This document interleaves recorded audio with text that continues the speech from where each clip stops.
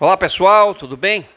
Valber Siqueira na área, queira ou não queira, e mais um vídeo aqui para vocês. Aqui é o professor Valber Siqueira, sou advogado administrativista, professor há mais de 21 anos de cursos preparatórios para concursos públicos, ensinando direito administrativo. Sou dono aqui do canal Valber Siqueira Vieira. Vamos então gravar o quarto vídeo dessa série de vídeos sobre o cérebro, essa importante máquina, esse importante órgão, tá? E o próximo assunto será o quarto vídeo, tá? E sempre que a gente encontrar informações novas nessa pegada aí sobre a tentativa de aumentar a nossa inteligência, o professor continuará aqui em outros vídeos, tá certo? Então, espera um pouquinho aí que o professor já volta, hein? Vamos lá. Esse quarto vídeo, ele tenta responder esse questionamento aqui, que foi anteriormente ressaltado pelo professor Pierre, dentro de uma pesquisa sobre o QI mundial, da população mundial. Descobriu que o QI mediano, ele é 100. Os brasileiros têm QI mediano em torno de 87, então está abaixo do QI da população mundial. Os ingleses, eles têm o QI 100. Agora, os japoneses, eles têm o QI de 138. Então, o que fazem os japoneses para ter esse QI tão elevado? E o professor Pi, inclusive, brinca sobre isso, né? É o japonês lá do Japão. Por quê? Porque ele sabe que o sistema educacional aqui no Brasil, para ele sempre ressaltou isso, é um fracasso. Tá? E, obviamente, que o sistema educacional no Japão mostra, né, este resultado aqui. Mas vamos lá. Qual é a fórmula japonesa usada para não se esquecer o que se estuda? Fonte, canal Manual Interno e o Doutor Disciplina. Você encontra esses dois excelentes canais aqui também no YouTube, tá bom? Vamos lá. O que nós temos agora? Bom, o cérebro, apesar de potente, esquece rápido o que não considera essencial. Nós sabemos que tem um sistema límbico, né? Onde você coloca fácil ali as informações, mas também elas desaparecem também muito fácil. Nós já fizemos, né, vídeos explicando sobre isso, baseado aí nos ensinamentos do professor Pierre. Dentro de 24 horas, esquecemos o que aprendemos. É como se o cérebro fosse um balde furado. Então, você vai depositando ali informações, mas esse balde vai esvaziando por conta desses furos. Como já foi dito, o QI do japonês é 138. Japonês do Japão, hein?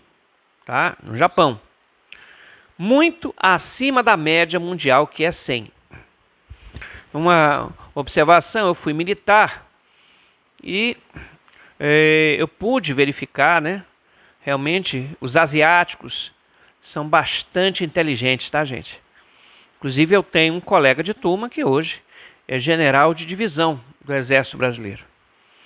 E comprova um pouco sobre esse aspecto. Talvez até contrariando, né, o que o professor Pierre disse, né? Que tinha que ser lá do Japão. Isso não quer dizer que não existam, né? Claro, japoneses inteligentes aqui no Brasil. Lógico que não é isso. Mas podemos afirmar que o cérebro do japonês é melhor do que o do brasileiro? O QI do brasileiro é 87. Não podemos afirmar isso, pois anatomicamente os cérebros são iguais. Isso, o cérebro do brasileiro é igual ao do japonês, que é igual ao do americano, que é igual ao do inglês, que é igual ao do africano. Não há diferença anatômica. Eles têm as mesmas partes. Agora vamos lá. O segredo começa a ser desvendado ao afirmar que eles estudam de forma mais inteligente. Então, a história é como eles estudam. Aliás, eu falo muito isso em sala de aula. Poucos são os professores que se preocupam com a forma como você vai estudar. Poucos dão esta assessoria ao aluno. Na maioria das vezes, até pelo pouco tempo, se preocupam apenas em repassar, em despejar toneladas de informações sem realmente orientar os seus alunos como aproveitá-las de forma adequada. Aliás, quantidade de estudo não quer dizer nada, tá? Às vezes você pode, já falei em vídeos anteriores, você pode me dizer que está estudando, vamos lá, 12 horas por dia e, na verdade, você não está estudando corretamente. Muitos até afirmam que estão estudando muito, mas o resultado é pífio, porque não estão estudando de forma correta. Muitos professores preocupam-se com o conteúdo da matéria e não com a maneira como essa matéria será repassada, ou seja, como se deve estudar. Inclusive, gente, técnicas equivocadas de estudo provocam no cérebro os chamados ruídos de fundo. Às vezes você acha que está usando uma técnica adequada, mas não está. Eu vou dar um exemplo. Grifar é importante. Quando você grifa, você ajuda o cérebro a detectar o que aparentemente é mais importante. Mas tem gente que grifa errado, que grifa tudo. Entendeu? Isso é só um exemplo de uma boa técnica, mas usada de forma equivocada. Esses ruídos de fundo, o cérebro descarta rapidamente. Esse tipo de situação é como se destacássemos anúncios que aparecem em nosso dia. Esses anúncios que aparecem no nosso celular, que a gente rapidamente vê e joga fora. Então, esse é o efeito da famosa curva de esquecimento. Ela destrói tudo que você aprendeu. Então, você pode ter muita informação adquirida, mas se você não pegar, não conseguir colocar esta informação do sistema límbico no córtex cerebral ou no cerebelo, como nós já vimos, você vai perder a informação.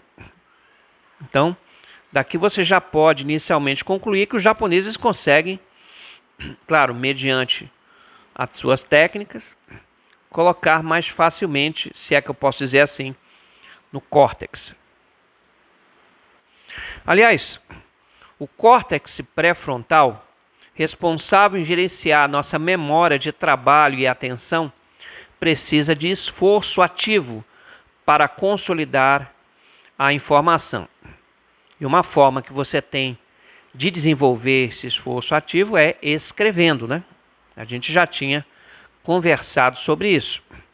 Não é digitar. Se você digita no celular, no computador, vai para a memória do celular ou do computador, não vai para a sua memória. Quando você escreve no papel, tá? Então, vai para a sua memória. Atenção! Sem esforço, o cérebro não libera a dopamina e acetilcolina. Repetindo, dopamina e acetilcolina em níveis suficientes para gravar o que você aprendeu. Aliás, acetilcolina, estão vendo colina aí? O ovo tem muito disso. Essa colina, tá? Então é muito bom. Então, para o seu estudo, você consumir ovo, é claro, de forma moderada, Cuidado aí com o colesterol. No dia seguinte, parece que nada foi fixado. Então, se você não estudou com esforço ativo, a informação vai desaparecer aí em torno de 24 horas depois. E os estudantes japoneses? Eles treinam a mente como os atletas treinam o corpo. Eles trabalham com pequenas doses diárias e uma determinada hora. Então eles criam um ritual. Daqui a pouco a gente vai falar. Esse ritual sinaliza ao cérebro que é a hora de focar. Isso transforma o estudo em algo sustentável e duradouro.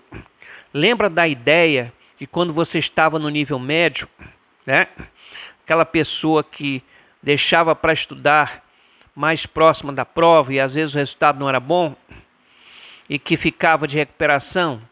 Lembra que na recuperação você tinha que estudar um pouco de tudo? Muito mais difícil, né? Não tenha dúvida de você estudar cada assunto no tempo correto. Então, aprendo aí com os japoneses. Mas vamos lá. Qual o roteiro adotado por eles, pelos japoneses? Primeiro passo, são 5. Evocação ativa. Ao invés de ler e reler, feche o caderno e tente lembrar o que você aprendeu. O esforço é uma verdadeira ginástica para o cérebro, uma verdadeira musculatura cerebral. Lembre-se que o cérebro ele é preguiçoso por natureza. Então você tem que estar lá sempre ativando ele. Por que ele é preguiçoso? Porque ele quer economizar energia. E você não quer que ele faça isso. Você quer que realmente ele esteja ativo. Então, a musculatura cerebral é desenvolvida, tá, através um dos mecanismos essa aqui, a evocação. Você tentar lembrar o que você já aprendeu. Pegue uma folha de caderno, uma folha em branco, e tente resgatar a informação do seu cérebro. Isso é muito importante. Segundo passo, a repetição espaçada. Estude e revise depois de um tempo. A cada revisão, as sinapses serão reforçadas. Nós já conversamos sobre isso em vídeos passados. 24 horas depois, 72 horas depois. Não se estuda tudo de uma vez.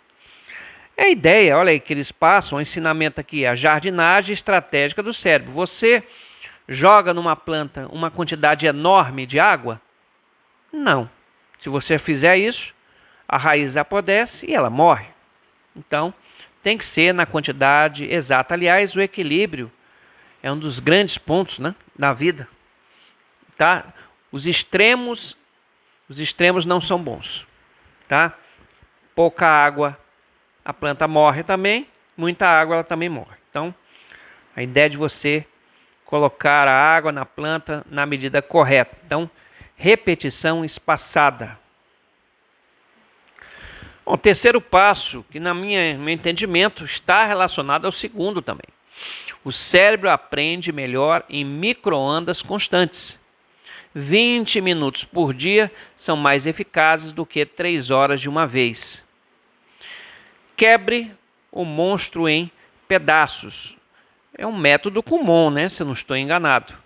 Isso porque a acetilcolina, mais uma vez, falando sobre ela, funciona em janelas curtas de concentração. E aí, evita-se o desgaste. Isso é muito difícil para o concurseiro, né? Que tem pouco tempo para estudar muita matéria. Mas aí que está o ponto, tá, gente?